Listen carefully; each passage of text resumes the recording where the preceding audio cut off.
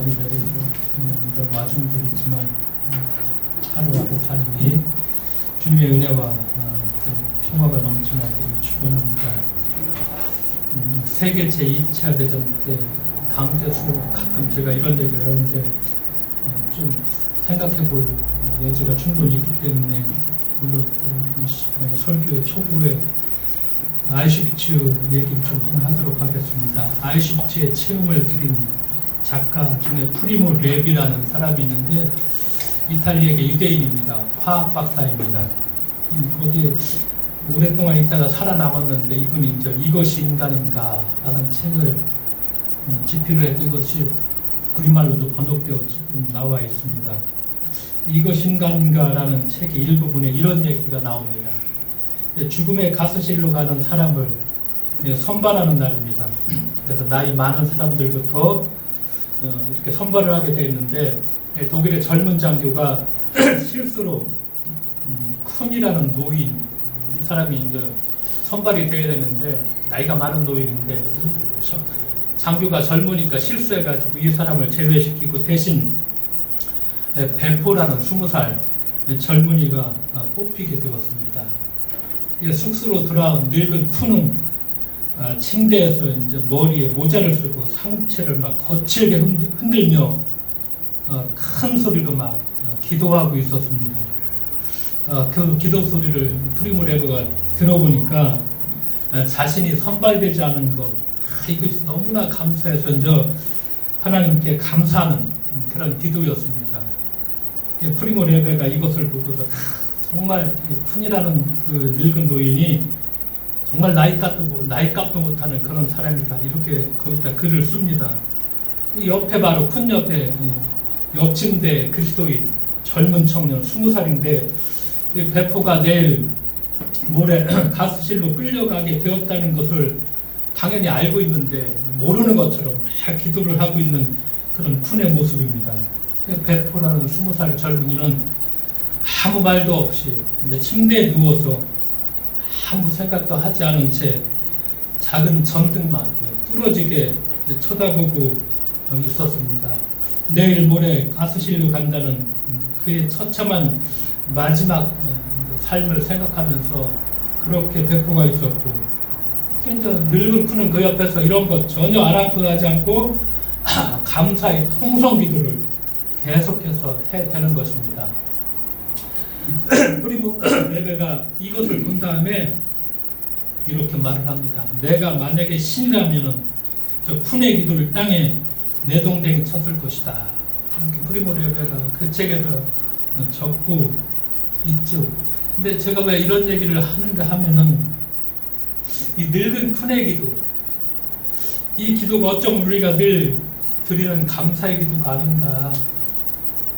우리가 늘 하는 그 감사의 기도, 내가 드린 감사의 기도가 다른 사람에게는 그 원망의 기도가 충분히 될 수 있다는 것입니다. 뭐 폭우가 내려오고 자연재해가 있죠. 뭐 신앙심이 깊은 사람들도 거기에 휩쓸려서 죽을 수도 있고, 뭐 나는 살았구나. 내 감사의 기도가 뭐 비단 뭐 이게 뭐 극단적인 예일지는 모르겠지만 하여간 내가 바라는 것, 내가 원하는 것이 다른 사람에게는 가장 원하지 않는 것, 그것일 수도 있죠. 참 역겨운 기도죠. 근데 왜 이런 기도가 우리가 정말 그냥 뭐 거침없이 나오는가? 지독히도 우리 삶이 이기적인 기도를 하고 있다는 것이죠. 우리가 드리는 기도, 생각 없이 오늘도 뭐 교회생활 오래 하다 보면 집사, 권사, 뭐 장로가 되면 그냥 줄줄줄 나오죠. 근데 그 기도가 과연 이것이 정말 이 쿤의 기도를 우리가 똑같은 기도를 그냥 하고 있는 것은 아닐까? 내가 드리는 기도가 이 쿤의 기도와 다른 기도를 나는 하고 있는 것일까? 신앙은 끊임없이 성찰하는 것입니다. 이 성찰하는 걸 막 이렇게 내려놓게 되면은 성찰하지 않으면 그때부터는 이제 우리의 신앙이 아니라 습관화된 종교 생활로 들어가는 것입니다. 그렇기 때문에 이 짧은 글을 읽으면서 저도 내가 드리는 기도가 쿤의 기도가 아니었나, 나는 지독히 이기적인 나만 생각하느니 그런 기도를 내가 지금까지 드리고 있지는 않나 하는 그런 생각을 같이 한번 해보았습니다. 이 본문과 연결해서 이 기도에 대한 내용인데, 우리가 마가복음 9장을 읽었죠. 그 전에 이제 이 본문 전에는 이제 예수님하고 이제 베드로하고 요한하고 야고보하고 그 변화산에 올라가서 거기서 이제 체험을 하고서 내려와 보니까 이제 이런 이야기가 있었는데, 변화산의 체험 이야기가 나옵니다.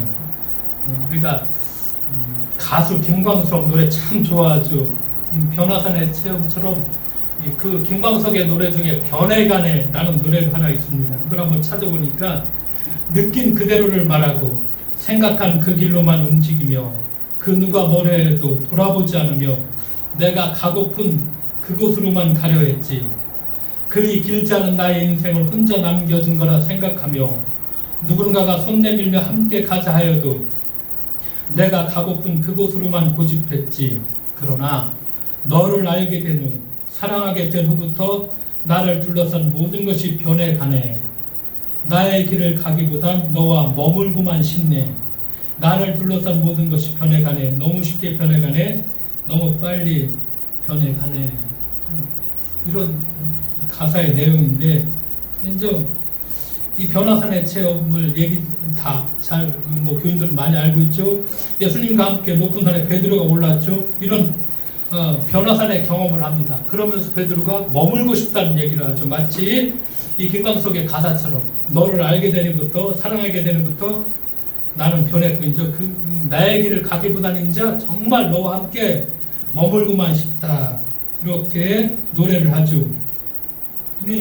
이 변화산의 체험, 그러니까 이 변화산의 체험에서 베드로가 올라가 보니까 예수님이 어느 순간에 우리가 보는 구약을 대표하는 율법과 예언서를 대표하는 모세와 엘리야 함께 말씀을 나누는 광경을 이렇게 보죠, 목격하죠. 그러니까 베드로가 뭐라고 얘기합니까? 예수님한테, 선생님, 우리가 여기에 있는 것이 정말 좋겠습니다. 그래서 이제 내가 초막 셋을 지어서, 하나는 선생님을 위해서 예수죠, 하나는 모세를 위해서, 하나는 엘리야를 위해서 내가 이렇게 잘 초막을 지금 모시겠습니다. 이렇게 예수님께 얘기하죠. 왜냐하면은 유대인들에게는 귀한 손님이 왔을 적에 자신들이 쓰는 거처와 구분되는 특별한 초막을 지어서 모시는 풍습이 있었습니다. 그래서 그 풍습을 생각하면서 초막셋을 지어서 세 분이 여기에 거하십시오. 이렇게 제안을 한 것이죠. 우리가 삶을 살다 보면 어떤 일이 있습니까? 어떤 사람을 만나서 나를 바꾸는 만남의 경험이 일어나죠. 어떤 때는 사람이기도 하고, 어떤 때는 어떤 사건이기도 하죠. 또 어떤 장소이기도 합니다. 또 어떤 물건이기도 합니다. 이런 것들을 통해서 나를 바꾸는, 그렇죠, 이런 만남을 통해서 나를 바꾸는 만남의 경험, 우리가 지금까지 살면서 이런 경험들을 한두 번씩은 대부분 해봤을 것입니다. 우리가 예를 들어 1박 2일 혹은 2박 3일 멋지고 아름다운 여행을 하죠. 그러면은 베드로가 얘기한 것처럼, 주님 여기가 좋사오니, 우리도 베드로처럼 1박 2일이 아니라 2박 3일이 아니라 계속 여기에 머물고 싶다. 그런 고백들을 참 많이 우리가 합니다. 왜냐? 다시 돌아와서 부딪힐, 아까 일상을, 기도 시간에도 일상 얘기가 나왔지만 일상은 힘들고 피곤하고 지칠 수 있죠. 일상이라는 삶의 현실, 일상이라는 건 날마다 반복되는 생활이죠. 그런 일상이라는 삶의 현실은 누구에게나 다 그렇게 녹록하지 않죠. 그러니까 베드로가 예수님을 만났죠. 만난 다음에 베드로는 예수님 따라서 예루살렘도 가고 갈릴리를 비롯해서 이방 여기저기를 다 돌아다니죠. 성경에 보면 때때로 밥 먹을 그런 시간, 겨를주타도 없었고, 말씀을 전하고 병자를 고치고 약자를 돌보고, 어떤 때는 예수님처럼 머리 둘 곳이 없다, 이런 스승을 따라서 딱히 정해진 거처가 없이 막 떠도는 그런 하루하루가 베드로에게는 피곤한 일상이었죠. 그런 베드로에게 이런 변화산의 경험 참 더없이 좋았죠. 그러니까 여기에다가 초막 셋을 짓겠습니다. 여기에 계속 머무르십시오. 이렇게 베드로가 얘기를 합니다. 그러나 우리의 삶이라는 것은 아무리 우리가 거기가 뭐 변화산이 좋다 하더라도 여행지가 계속 좋다 하더라도 우리가 계속 거기에 머무를 수는 없죠. 다시 산 아래로 내려와야 하는 것이 그냥 일상이라는 것이 우리의 삶의 터전입니다. 그리고 우리의 신앙이라는 것은 이렇게 구름 위에 있는 신앙이 아니라 우리의 신앙은 일상의 신앙입니다. 산에서 내려와야 되죠. 내려왔죠. 여기에 있었으면 더 좋겠지만 했지만 내려가지 않아서 내려가 보니까 어떤 일이 벌어집니까? 오늘 본문에 제자들과 사람들이 막 모여 웅성거리고 있죠. 벙어리 귀신 들린 그 아들을 둔 아버지가 제자들을 찾아왔죠. 고쳐달라고 하니까 제자들이 못 고치죠. 그 옆에 누가 있었습니까? 서기관들이 있었죠. 그러니까 왜 못 고치느냐? 이렇게 막 제자들과 논쟁을 벌이고 제자들을 다그치고 있고. 그러니까 조금 전에 변화산에서는 세상을 초월한 그런 신비한 세계는 전혀 경험하지 못한 그런 현실이죠. 그래서 변화산에서 내려와 보니까 이렇게 제자들과 귀신 들린 아들을 하나 놓고 뭐 옳다 그렇다 하나 못하느냐 이런 우리가 일상에는 다양한 아픔이 있죠. 얘기치 못한 문제가 있죠. 여러 갈등과 다툼이 상존하죠. 이게 우리들의 삶이죠. 이게 우리들의 일상이죠. 그러니까 우리는 이런 일상에서 좀 베드로처럼 벗어나고자 하죠. 이탈을 꿈꾸죠. 탈출하고 싶죠. 그러나 그럴 수가 없죠. 뭐 잠시 탈출한다고 해서 내 일상의 문제가 해결되지는 않죠.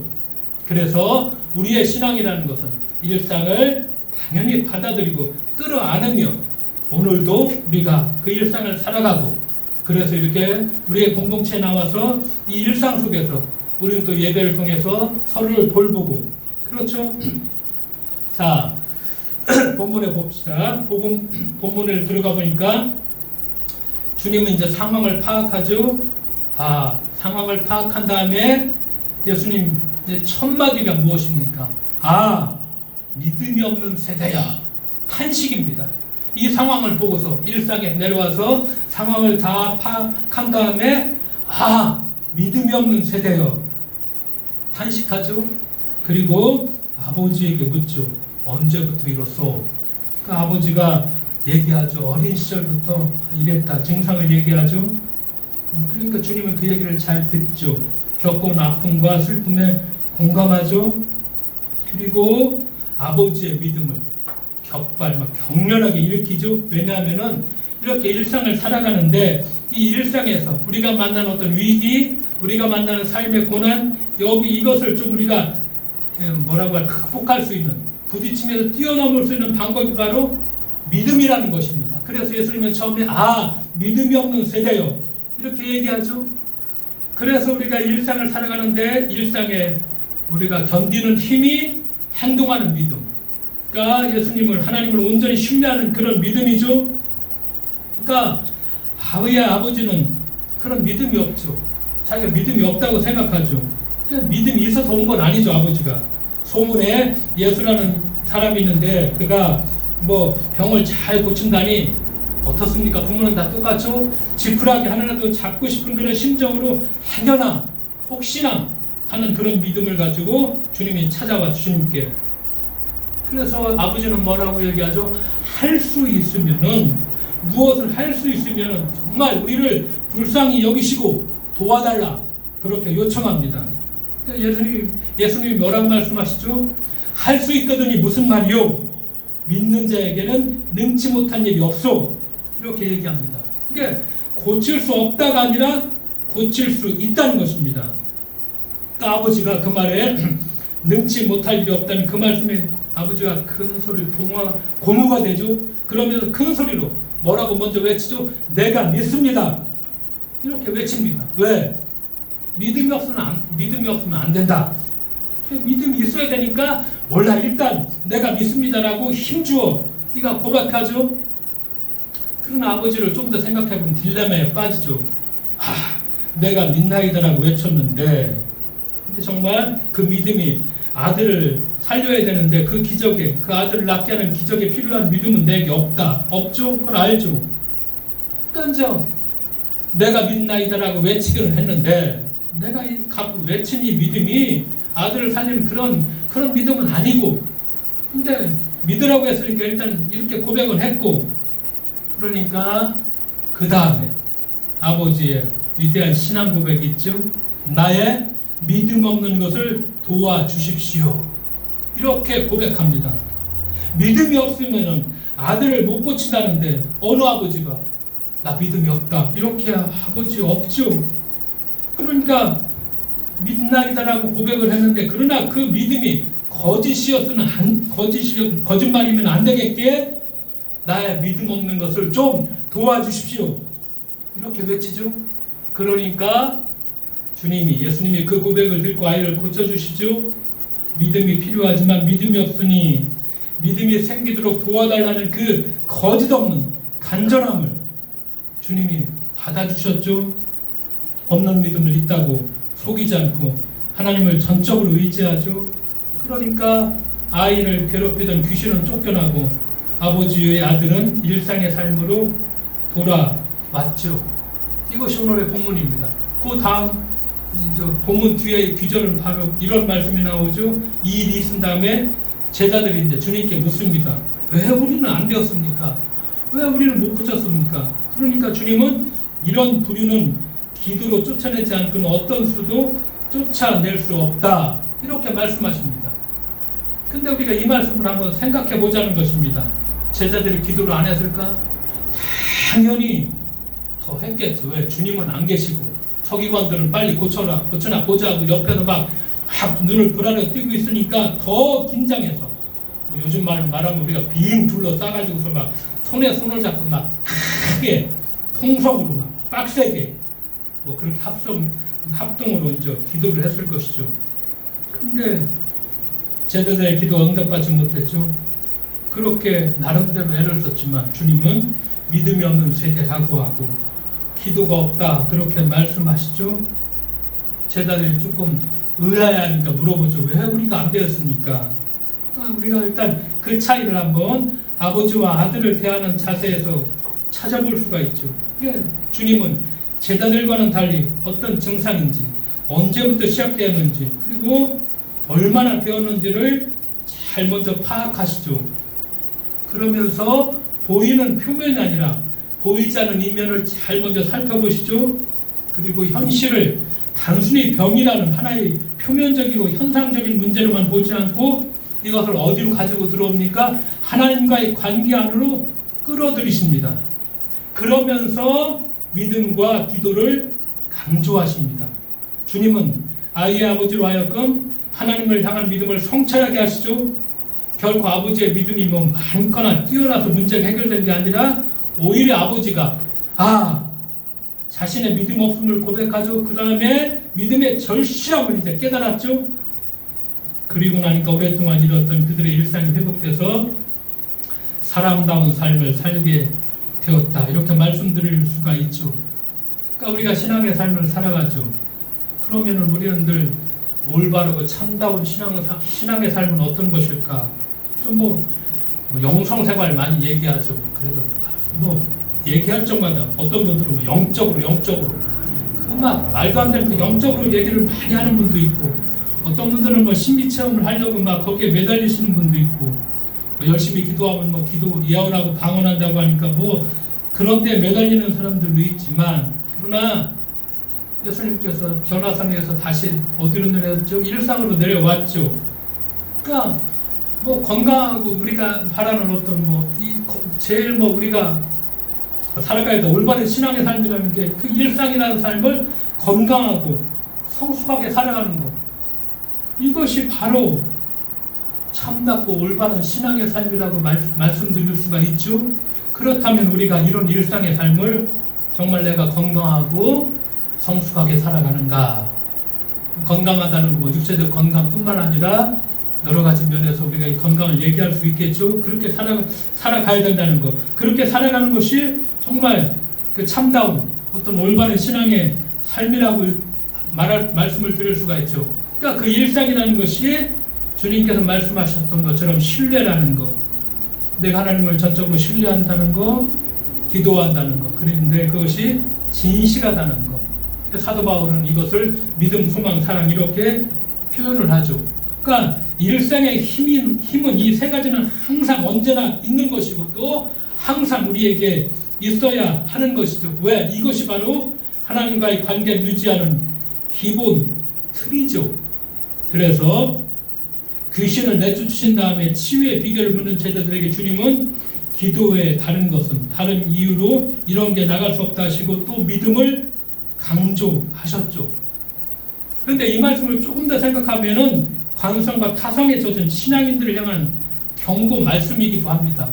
제자들만 아니라 서기관, 그 당시 율법학자, 장로모, 제사장 그런 사람들을 향한 어떤 경고이기도 한데 왜냐? 한국교회가 기도를 참 많이 하죠. 새벽 기도하죠. 수요 예배, 금요일도 속해. 근데 우리가 아까 처음에 내가 쿤의 기도 얘기했죠.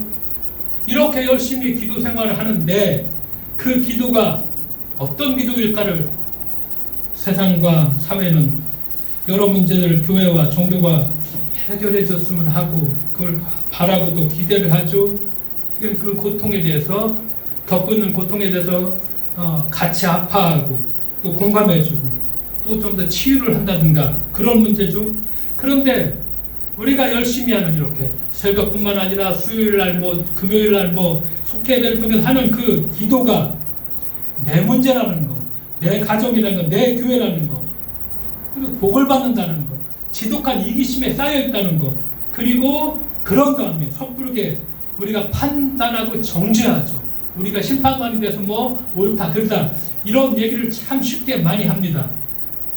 가끔 제가 행신교회 김관성 목사님 이분 얘기를 하는데 개인적으로 참 이분을 참 존경합니다. 어떤 면에서는 지금 행신침례교회가 참 큰 교회였었는데 다 내려놓고서 울산에 가서 교회를 드디어 개척해서 나진담교회 이분이 8월 7일 날 첫 번째 설교를 합니다. 무슨 내용을 가지고 설교를 했을까 제가 찾아보았습니다. 울산 개척교회 나진담교회 교회 이름 나진담교회인데 8월 7일 저번 주일이죠. 이분이 하는 얘기가 바로 그것입니다. 한국교회 새벽기도 큐티 성경 통독 참 이런데 이게 뭐냐 종교적 형식주의에 빠져서 종교해야 될 믿음을 가지고 있다고 하시냐 질타를 합니다. 자기 욕망에 따라서 종교화된 신앙 이걸 아주 신랄하게 비판하더라고요. 그러니까 이분이 하는 얘기가 내가 교회를 개척하는데 나는 가난하고 약한 성도들을 보던 일에 힘쓸 것이다. 그래서 누구라도 가난한 사람들도 편안하게 들어오라고 해서 나진담교회 이렇게 교회 이름을 짓고 한국교회에서 담임 목회자가 자신의 권한을 제왕적 권한이 있으니까 나는 그 권한을 정말 최소화하겠다 이렇게 다짐을 합니다. 한국교회 병폐가 손꼽히는 목회자가 제왕적 어떤 그런 목회죠. 그러면서 이분이 이제 설교를 하는 중에 오늘날 한국교회에서 새벽기도 잘 나가는 분들 치고 이분이 목회 생활하면서 성격 좋은 분들을 만나지 못했다고 고백합니다. 이렇게 그 교회가 지금 행신침례교회에서 다른 목사가 있는 거기에 정말 1000명 이상 되는 정말 행신동에서 큰 교회죠. 전부가 다 까칠하다는 것입니다. 왜? 잠이 부족한 것 같다 이렇게 말을 합니다. 이분이 하는 얘기가 기도와 예배와 경건 생활 등을 부정하는 게 아니라 이런 것들이 기본적이고 중요한 일인데 그런데 우리의 신앙을 설명하고 증명하는 방식들이 이런 것밖에 없다는 것 이것은 우리 신앙이 잘못 가고 있다는 객관적인 지표다 이렇게 얘기합니다. 주일 예배에 참석하죠. 새벽 기도하죠. 큐티 등 신앙의 지표를 삼으면서 그런데 중요한 얘기입니다. 정작 삶은 변화되지 않는 신자들 이 그리스도인이 아니라는 것입니다. 그냥 교회 다니는 사람들이라는 것입니다. 그래서 저는 물어봤습니다. 그럼 나는 변화되었는가?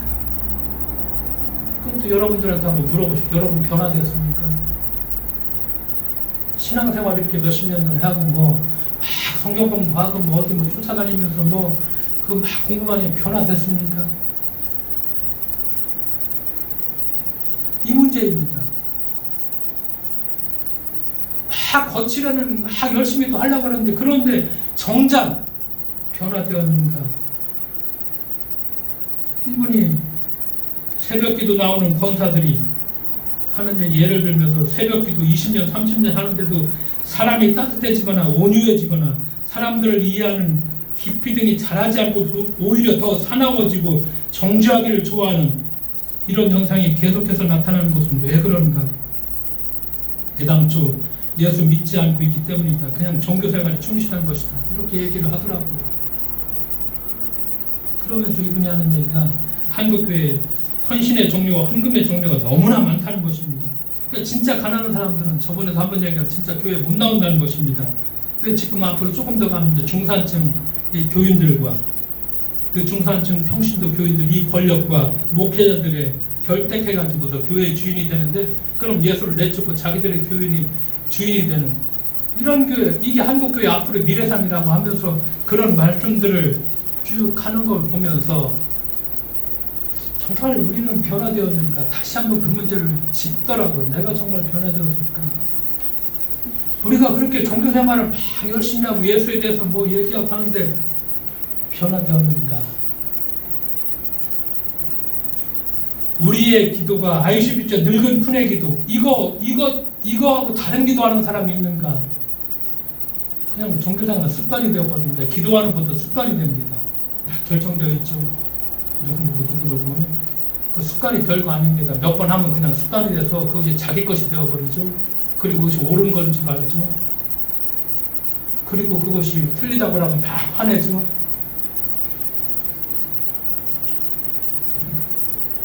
주님은 이 땅에 왔죠. 귀신 들린 자, 중풍병자, 보지 못하는 자, 우리가 보는 것처럼 듣지 못하는 자, 걷지 못하는 자 다 고치셔서 주님이 하시는 것은 일상의 회복이라는 것.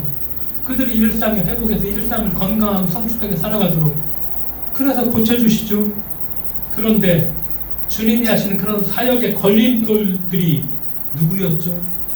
바로 종교 지도자들이었고 잘 믿는다고 하는 그 당시 종교인들, 이방인들 아니어도 무신론자들 이렇게 얘기하지 않았죠? 그 주님의 사역을 집요하게 반대했던 사람이 다 우리가 보는 것처럼 종교 지도자들이고 그 당시에 종교 생활을 가장 잘한다고 하는 그런 사람들이었죠. 반대만 한 것이 아니라 결국엔 어떻게 했죠? 십자가 처형을 시켜버렸죠. 빌라도의 힘을 빌려가지고서. 그러니까 하나님의 아들을 배척한 것은 이방인이 아니죠. 하나님의 백성이죠. 하나님의 백성이 하나님의 뜻을 따르지 않죠. 하나님 뜻보다 이제 교리를 만들어내죠. 전통을 만들어내고 관습을 만들어내죠. 이것이 왜곡된 율법이 되죠. 그리고 뭐라고 우기죠? 하나님의 뜻이라고 우깁니다. 끝까지 우기죠. 왜? 결국 이것이 자신들의 기득권을 지키는 힘이죠. 우깁니다. 예수님께 논쟁하는 것을 봅시다. 예수님이 논쟁하고 도전하고 예수님을 모함했던 것. 제일 먼저가 먼저 모세 율법이죠. 두 번째가 장로들의 전통입니다. 세 번째가 선민이라는 어떤 혈통주의입니다. 네 번째가 가나안, 성지, 자기들이 사는 땅이 거룩한 성지라는 것이죠. 그 다음에 핵심적인 거 예루살렘 성전이죠. 근데 이거 한번 잘 봅시다. 이게 뭐죠? 다 배타성을 발생시키는 것들입니다. 다 배타성을 발생시키는 것들이죠. 우리와 그들입니다. 이스라엘과 이방인이죠. 유대와 사마리아입니다. 이런 잣대에서 뭐가 나타나죠? 차별과 혐오가 발생하죠. 현대를 어떤 의미 혐오의 시대라고 합니다. 교회가 책임이 있습니다. 혐오와 차별 이것도 이제 교회가 앞장서고 있죠. 그래서 예수님은 이 차별과 혐오라는 거 복음이라는 셋을 세 부대에 담으려고 했는데 이 일을 하셨는데 이거 방해하고 예수님을 십자가에 못 박은 거 누가 주님을 십자가에 못 박은 다 종교 지도자들이고 잘 믿는 사람들이었죠. 초대교회가 그래도 신앙을 회복하고 예수의 삶을 쫓아가면서 그렇죠. 이렇게 3대를 우리가 살아보아야 되겠다. 그런 힘들이 로마 제국을 무너뜨리고 결국 종교의 자유를 얻고 그런데 어떻게 되죠? 교회가 막강한 힘을 받게 되죠. 그 막강한 힘은 어떻게 되죠? 자신들의 기득권을 지키려고 이제 예수의 삶은 내팽겨 쳐버리고 율법 뭐죠? 교리 이것이 진리 있나? 종교개혁 일어났죠. 그런데 오늘날 대형화된 교회 권력이 돼버렸죠. 기독교 2000년 동안 이 역사가 계속해서 반복되어 왔죠. 그러니까 변질된 종교와 신앙의 폐해가 무신론의 폐해보다 훨씬 더 끔찍합니다. 이것은 역사가 가르쳐주죠. 그러니까 신앙의 삶이라는 것이 어떤 전통이나 관습과 이런 게 타성에 젖으면 꼭 그냥 기득권에 안주해버리면 그 다음에는 가만히 있더라도 그냥 변질하고 타락하게 되어 있습니다. 그런데 그게 옳다고 생각합니다. 그게 편하다고 생각하고 더 이상 성찰하지 않으려고 합니다. 레니 브루스가 얘기하죠. 사람들은 교회를 떠나고 있으며 그리고 하나님을 발견하고 있다. 참 역설이죠. 우리는 우리의 신앙의 삶을 사는다는 어떤가, 우리가 이 평범한 삶을 비범하게 산다는 건 별게 아니죠. 결국 우리가 건강하게 일상을 성숙하게 살아가는 것인데, 그런 의미에서 나는 진짜 내가 변화되었는가 물으면서 내 기도가 이기심과 이기적 어떤 욕심으로 그렇게 똘똘 뭉친 그런 기도를 하고 있지는 않나. 예수 없는 그런 종교생활에 우리가 충실하면서 그것이 올바른 신앙생활인 줄 알고 우리가 계속 우겨대고 있지는 않나. 다시 한번 우리가 우리 스스로에게 물어보고 우리가 정말 변화되어 가는, 우리 혼자 힘으로는 약하니까 서로를 격려하면서 부족한 것을 이끌어주면서 우리가 예수님께서 우리에게 허락하셨던 것처럼 우리의 평범한 일상을 건강하게 성숙하게, 그게 비범하게 살 수 있는 그런 우리 모두가 될 수 있도록 같이 오늘도 일어나서 힘을 내는 우리 모두가 되어야만 하겠습니다. 기도하겠습니다. 하나님 아버지 감사드립니다. 주님, 우리를 잘 돌아볼 수 있도록 우리가 그냥 몇십 년간에 그냥 이 종교 생활에 무디어져 있어서 우리가 변화되어 가고 있나 물어볼 수 있는, 그래서 주께서 주신 이런 일상을 건강하게 성숙하게 오늘을 살아갈 수 있도록 주께서 함께하여 주실 것을 믿으며 예수님의 이름으로 기도드리옵나이다. 아멘. 찬송가 200